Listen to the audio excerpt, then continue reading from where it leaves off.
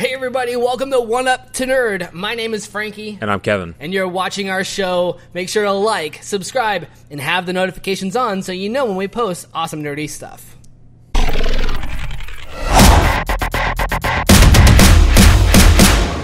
Anyway, all right, moving on. So, Dragon Prince. So this is I posted a little Saturday morning cartoons yesterday. I was really happy that you did too. I took a picture this morning because I finished the last episode this morning. Yeah, I crushed it last weekend, and this is one of those animated shows on Netflix. It's created by the guy who was behind the last Airbender. And so if that style is something that you are interested in, you're probably going to like the Dragon Prince. And if you like dragon lore, like I really do, fantasy, then you're going to be into this too. Medieval like human elves and dragons. Kingdoms. Yeah, like the Inheritance Cycle by Christopher Paolini, all about dragons and stuff like that. That's just so much fun. The second season just came out, and you can binge it in basically an afternoon or a night. Those episodes are short. The first episode in the season is like an hour, though, I think. And then everyone. Is that what it was? I think and then I think everyone after that's 30 minutes. It's like 30 minutes. Yeah. Because it went really fast. The first one was like, it took a really long time, and I was like, oh man, this is awesome. I remember why I liked this, and then it went so fast, and I was at episode 8. It developed really strongly for me. Because it has that Y7 rating. So I mean, it's you knew that, right? What? It's for kids? It's for children. Yeah. It's for children. But it's also very adult. The first season I thought stayed for children. Yeah. The second season, I felt, kind of took it forward a little bit with the rating. Not with the rating, but just with the content getting closer to past Y7. It's like a coming-of-age story with, meta adult, heavy war themes and aggression, and, you've got the childlike innocence of the young queen, and then you've got the coming-of-age of the new king, and, I love it gets very noble very fast as, noble. youth. The youth are... the themes of it and the narratives are very interesting. Yeah, this one definitely, it touched on ideas of integrity too, and human lust for power, and sure, you can use dark magic. Yeah, sure. You want to use dark magic? Go for it. Oh, we can do dark. And then there's a weird elf in the mirror that's going to take advantage of you. Yeah, but that's not. But that's not what our main character wanted. I'm not trying to blank on his name. Yeah. The older boy. It's fresher in your mind than it is mine. Fresher in your mind. I can hear the little kid yelling his name, but I can't. Oh yeah. Colin? Something Rayla. Like that. Rayla is the elf. Yeah, she's awesome. I like her a lot. But please look it up. So it definitely moved a lot forward and matured for me. The characters matured. That was kind of the point of the sophomore season. And Callum and Ezrin. And those are difficult names to remember. I wouldn't. It's not like Bob. Hey, Bob learned magic. No, it's got like an 8.4 on IMDb. Oh, that's pretty good. Yeah, so, really good. It's I really liked it, and I'm looking forward to seeing where it goes. Yeah. And I want more dragon stuff. Yeah. Just give me more dragon stuff. When did the first season of this come out? I felt like I don't know if it was. It was within the year, definitely. September 14th, 2018, and they just did season 2 in. Wow, that's only 3 or 4 months. Yeah, that's awesome. Yeah, that's 9 episodes. That's exciting. Well, I mean, they've been doing Voltron on Netflix. I almost started watching that, and I watched the first season. Okay, and that was when it first came out, but that was 2 years ago, and there's 8 seasons now. What? Yeah, they've crushed it. They've made so much content. So I mean, if we're I used to love Voltron, growing up. Oh, the new one's good. The new one's good. You know what? We'll go back. I'll catch it. Did you watch it all? 7 seasons to watch. No, I watched the first. The first season. That's it. Okay. And there's a lot of mystical, crazy things going on in that show. Or at least there was in the first season. And there's some really funny characters, and that was good too. Speaking of, so while we're on Netflix, a bunch of stuff got canceled on Netflix. Yeah, to continue, things continued to get canceled on Netflix. They canceled Punisher. They canceled Jessica Jones, and that kind of rounds off our good riddance. Good riddance. Good riddance to Jessica Jones. No, good riddance to it all. Oh man. Well, see, did you watch Punisher? Yeah, I did. I didn't watch it. What? I know. You were so hyped on that show. So hyped, and then when it came time to watch it, I just like kind of froze. Just like, oh, this is really bad. I remember why I didn't really enjoy it. No, not bad at all. I just it was one of those shows. Here's the thing: it's like a lot of these shows that are serious and big budget, and there's a requirement of sort of an emotional involvement that goes into it. It's like I was like, I gotta sit down, I gotta get into it. Especially, are you ready to get emotional with Frank Castle? Because Frank's like, he just wants to kill everybody all the time. He's messing people up, and so you got to be ready to watch that. Like, there's an emotional readiness to watch like him like kill some people. You're more in a Dragon Prince, less in a Punisher mood right now. I'm not gonna say no. You're not wrong, right? Yeah. So, but like again, it's like I can just like. I could have Dragon Prince kind of watching in the background and be like, oh shit, what just happened? And then I rewind it and watch it. It's also cool. Something you can watch around your daughters as opposed to the kids, Punisher. You don't want to see them Frank Castle smashing skulls. Yeah, well, like I was saying, like it's just like it's heavy.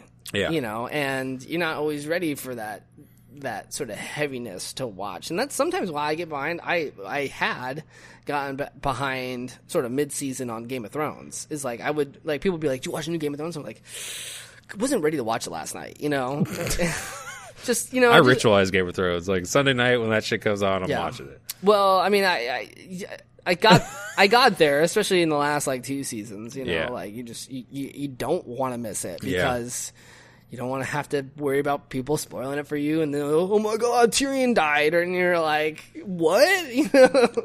Do you think? So, I mean, I said good riddance, partly because I think the first seasons of some of these ones, excluding Iron Fist, were okay. And then, like, the follow-up of each one of them became progressively worse. And, like, I was like, oh, man, this kind of killed it for me. And then Iron Fist, and then they did The Defenders, which had the Iron Fist. I'm just like, I can't handle this. Luke Cage was okay season 1, but then season 2 just kind of fell off, and Daredevil was kind of the same thing for me. I didn't finish season 3. Oh, my God. I love season 3 of Daredevil. I really did. The 2 shows that I really enjoyed out of that entire group of shows was Daredevil season 1, Daredevil season 2 was finished off super strong. Daredevil season 3, Punisher season 1 was really great. It ended well. Did it end well? Season 1 ended well. I think.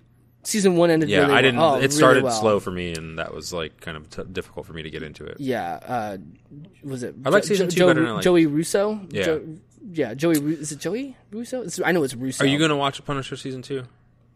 Because if you do, then we can talk about it. Because like, well, we have some other good stuff to talk about. No, I don't mean like right now, but I have some issues with season 2. But I think I enjoyed season 2 better if it was a standalone season from season 1. And when you watch season 2, you'll know what I mean. Does it? It's connected, but there's a because what's her name is still part of that story. Who?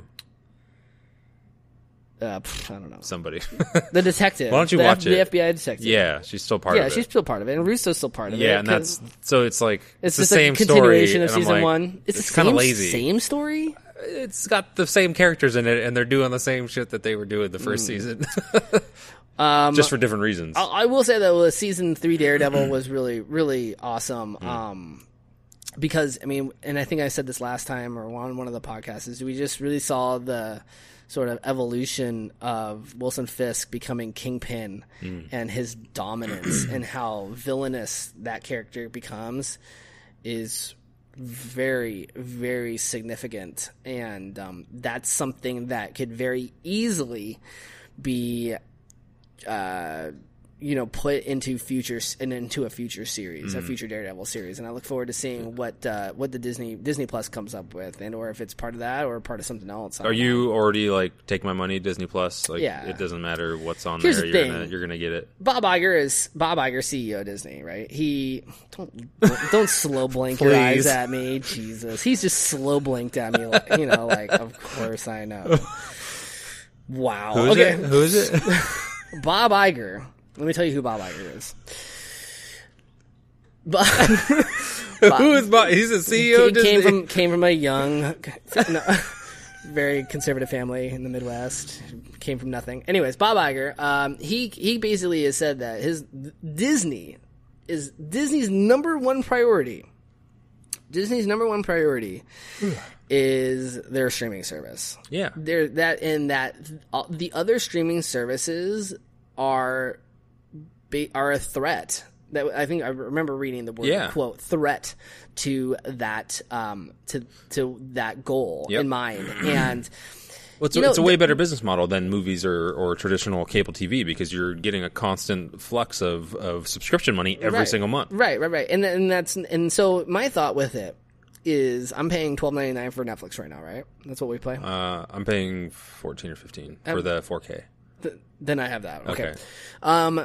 They keep raising their prices, well, which is kind of annoying. We're probably get up to like $20 bucks here in the next. It's going to be back up to like TV. We used to think that because Apple TV came out, with streaming services we're going to do to consumers. It's kind of like be careful what you wish for. I think we're going to find out that it's not going to be any much of a cost savings in the future than it would have been to cancel cable. So watch us all go back to cable. I think what's happening is you're having this division of entertainment, right? And that's what Disney is. They're now making a power play getting into that business because they're like, we got our lunch stolen from us by Netflix. And in some regard, right? They still their movie business is incredible, but this I read something that Netflix is now the largest investor in like entertainment production. Like they're spending more on producing original content than any of the other studios. And where they're going to get their content from? Yeah, it's going to be from comic books. Yeah. So that's something. And that the smaller ones, the ones that aren't owned by these mega conglomerates. There's Middle West. There's another one.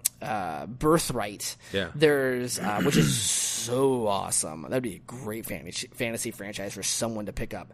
Umbrella Academy, Deadly Class. These are all things you can read right now. Yeah. And that's really cool. And so much because studios don't have to. Like they don't have to think about it. They're just like, just go pick one of those off the shelf right there. That's got the streaming services don't have to think about it because they have a captive audience already. They have a group of people that are already paying money that are just gonna consume whatever they put on there. Right. Which is what happened with Umbrella Academy. Instant big success because it was original. It had a lot of originality to it. But getting back to Disney and am I just gonna pay them, give them my money? Absolutely, because that when they launch. They're going to launch with Loki and Scarlet Witch titles, IPs, right? With Tom Hiddleston and the actress that plays. Okay, so hold on. Let me finish. Yeah. They're going to launch with Star Wars titles. They're going to launch with so much Disney stuff that it's going to put them within 1, 2, or 3 market share of Netflix. I don't think they'll have any problem overnight, with that. Right? So here's the deal: is that they're not going to stop until they are the breadwinner in that market share. I see them. There's enough room for different. They're not going to be able to do that. I think they're not going to be able to get a monopoly on streaming. I never said a monopoly. I just think when we look at the number of total subscribers, let's say maybe 5 years after Disney Plus launches, it's going to be as equals. It's going to be at least the same number as Netflix. I don't think you're wrong. My issue and sort of why I'm kind of resistant to it is oversaturation. Of Star Wars.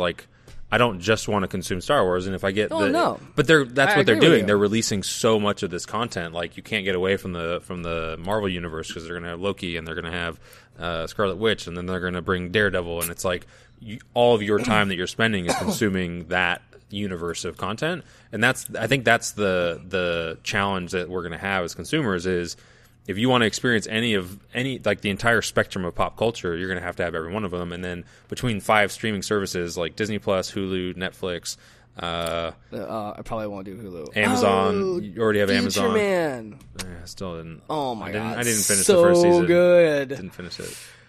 Oh, freaking watch it. Finishing off our TV section, Game of Thrones. Yeah, what about it? You said you weren't ready for it. Why not? I don't know, man. Everyone's so getting into it. Everyone's watching the seasons. I have conversations with people frequently that are like, "Oh yeah, I just went back and just watched every single show or watched every episode from the beginning." It's incredible. I saw so many new things that I didn't see before, and this, I don't.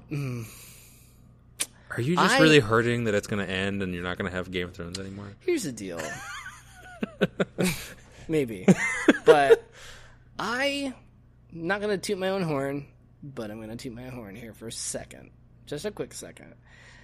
I have watched Game of Thrones since episode 1, when the first episode aired. Yeah, I've been in this game of Thrones since the beginning. Yeah. Since the very beginning. And part of me is ready for it to end. Yeah, I mean, that's everybody's. I think everybody's ready for it to end. I mean, I'm sad that it's going to end because there's not going to be a replacement, but they are doing a prequel, I think. Yeah, so the series that's going to follow up is probably going to be placed prior to. No, it is. It's the Game of Thrones. It's a couple thousand years or something. Yeah. We're gonna get a lot of like Valeria origins and the Valerian different steel houses. And some of the house origins, and hopefully we'll get more dragons. Which I'm down for it. I'm super excited about that. I'm down for it More than I am the Disney Plus service. I bet you that comes out around the same time as Lord of the Rings, the Lord of the Rings series, which will be interesting. I did a little bit more research into that too recently. Man. It's like they paid like $1 billion for it. It's crazy. It's $500 million. Remember we had that conversation. No, it was $250 million worth of licensing, $100 million budget. I mean, it goes up from there. Yeah. It wasn't $500 million though. Okay. And they paid $250 million for just to license it, just to be like, hey, we want to make a show. Cool, pay me $250 million. Tolkien's just went to the bank. He's dead. Yeah, his family. He's got family that's alive. His family's I think alive. Can't remember if it's his son. I think it's his grandson or grandson. His grandson has filled in a lot of the blanks in some of his stories, and just released some kind of new book or something, right? Yeah, so it'll be. I mean, did you see the meme I posted on Facebook about the Infinity War runtime going to be about 3 hours? No, I didn't. I missed it. So I think there's a Ballad of Billy Bobby or something like that on Netflix. Do you know what I'm talking about? No. Yeah, the Buster Douglas. Not Buster. That's a boxer. That's Scruggs. Buster Douglas is a boxer. But there's a picture of James Franco in the noose. He's in a noose, about to be hung in that show. And it's a meme I shared on Facebook, but he's kind of looking over the camera with that Franco smile, smirk, and whatever. And the line is Infinity War fans runtime don't know if they're going to be ready to watch a 3-hour movie or whatever, or something like that, or so ready to watch a 3-hour movie. And at the bottom, as sort of James Franco's line, it says Lord of the Rings fan.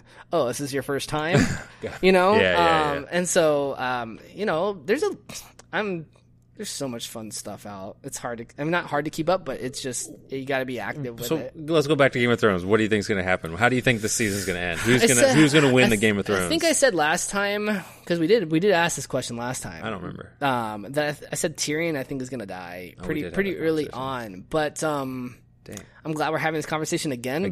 Because I kind of want to backstep on that. Oh, okay. Yeah. What do you got? Well, I'm what I'll say is I like the theory more and more that Bran is the Night King. Bran is the Night King. There's a theory out that the Night King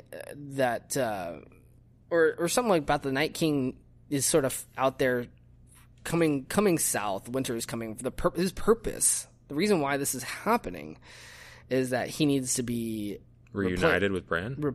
No, he needs to be like replaced or something like that. My thought, real quick, is that the son and or daughter of Daenerys and Jon, that they have a child, and that child is sort of the sacrifice needed to propel the invasion from the north of the Night King. I don't know. I'm not. You think actual sacrifice? Because they did the sacrifice storyline with the one daughter that had the stone face or whatever it was, and that was a hoax. That was with the Red Witch or whatever. That was a lot different. You know, I think for me, what I'm most excited about in the end, in the coming of the end, it's just the dragons fighting. Not this is like, Daenerys on one, Jon on the other, Lich King on. I keep wanting to say Lich King. That's okay. The Night King on the zombie dragon. So just drool emoji. Rad. So rad. But I think it's sort of the coming of everything together. It's the culmination. It's the dragons. It's the magic. It's the gods, and how they've played into it, like but haven't really been a part of it. The God of Light, right? Like, Yeah. and the Red Witch, Yeah. and that Brotherhood Yep. of the Light, and their involvement. I hope that we find more about that. Yeah, you know, like there's so like it's weird because we're talking about 6 episodes, right? There's only 6, and that sucks. you know how many like what is Arya's role gonna be Girl, in it? no name, and, yeah. you know, gonna be in the whole thing. Who does she end up killing to kind of help and or aid in the efforts? Right. Sansa. What if Sansa ends up killing Cersei? That would be a fun little bitch, like not bitch. Well, I think Arya or her doing it. Little cat fight action. Yeah. It's gotta be Arya, do we see the Mountain and the Hound and the Hound fight each other? You know, like that's not really the Mountain anymore, though, right? He's just like the zombie. He's Mountain. like a zombie. He doesn't mountain? have any like recollection. Do of we his see stuff. the zombie Mountain? Does he? We don't know. You Maybe. know, do we see more of the dragon fire? You know, the Battle of Blackwater fire. That got all blown up. There's none of that left. Did it? You know, I don't know, man. It's just like he's like like I just shrugged my shoulders. I'm like, I don't know, man. Anything could happen. That's kind of like anything can happen. Yeah. You know, I just want it's DB Benioff and the other guy, whatever. DB Weiss. DB Wise and Benioff. Yeah, I don't know. Those are the last name. Benioff and Weiss. Those are the last showrunners. The showrunners. I just want them. They're gonna, after Game of Thrones. They're heading to the galaxy far, far away. So that's what I'm excited about. What are they doing for They're that? producing their own. They got the green light on their own whole Star trilogy. Wars series. Trilogy or more. I was gonna ask, like, do you think there's been a Game of Thrones on Netflix or Hulu yet, or like some of the shows, or are they equivalent to what Game of Thrones has done in popular culture? On Netflix, or I mean, we're talking Any about of the streaming we're talking services. about 8 seasons. I know, of like really high quality, groundbreaking TV. You know, it's funny because the only one that I would actually say or pops in my mind is what was the precursor to Game of Thrones was in terms of pop culture was Sopranos. That wasn't on Netflix. Exactly. It was on HBO. And my thought, and we're talking about Netflix and we're talking about Disney Plus and stuff like that. And I honest to God, I'm thinking in my head, what is HBO gonna do? Like, because I have the HBO Now app, Yep. and I go which on, is what, $8-9 a month. yeah, right. And I go on there, and I'm like, why do I have this? If I didn't have it for Game of Thrones, why would I have this? I think I have it right now. I'm gonna turn it off. After. Exactly. Yeah. And so let's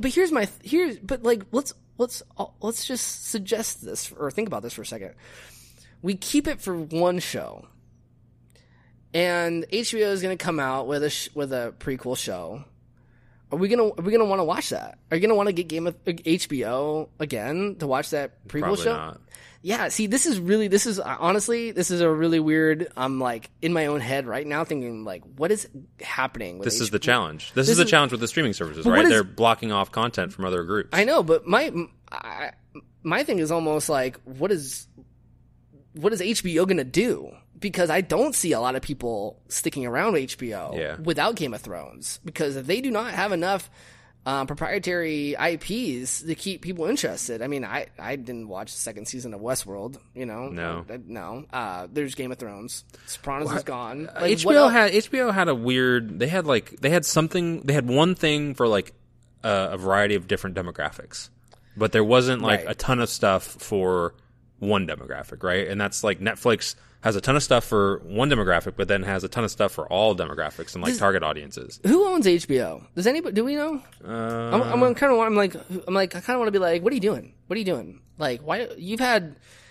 you knew that the Warner Media, Warner Brothers.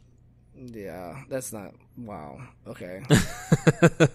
What I mean, does somebody buy HBO from Warner? I mean, Warner Media. I don't know, man. It's an interesting concept, though. It's like, what does HBO do after Game of Thrones? I mean, as long as they've got, as long as DirecTV and cable TV is still a thing, like they're still going to be around. You know. Yeah, but they will. It's just it goes back to that saturation concept. Yep. Like, are we going? Is the rest of the market or is the rest of the content too saturated for us to not want to pick up HBO and watch whatever big headlining show that they have. It's just. I mean, it's going to be a different world when that next one comes out. I'm going to think about it. I'm going to think about this going into the next podcast and then into the future because I think it's worth discussing some more. Do you pay for cable TV? No.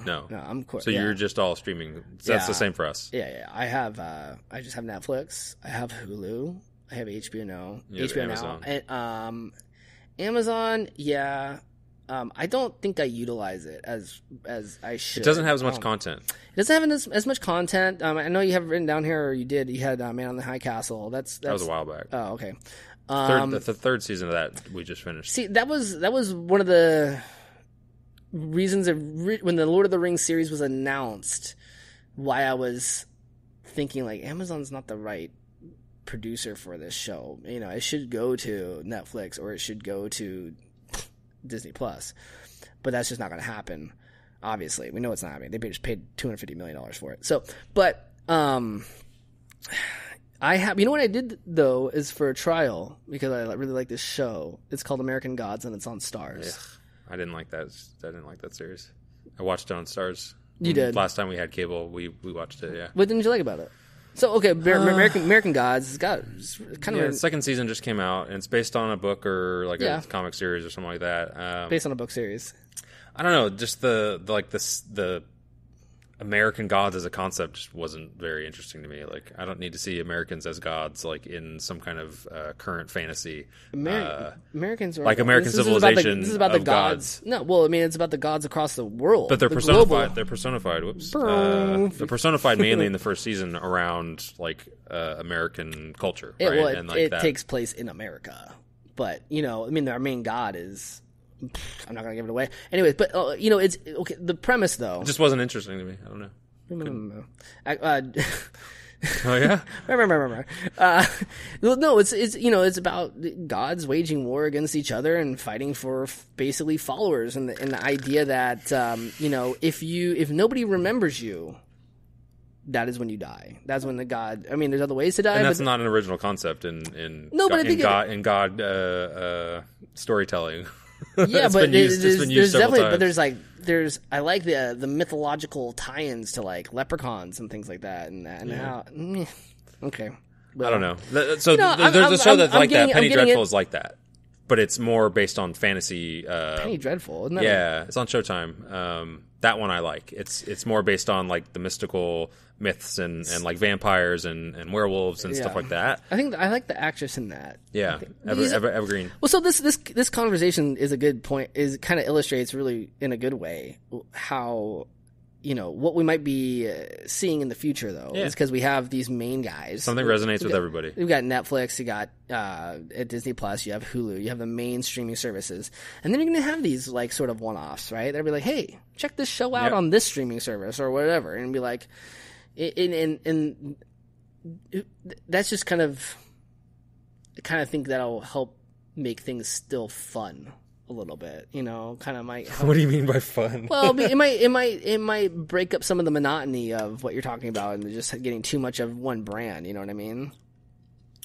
Too much. I'm talking about that with my aversion to Disney Plus because it's going to be too much of the stuff that we've already been like massively consuming over the last 10 years at least, 11 years. 2008 was when the Iron Man came out, right? Yeah.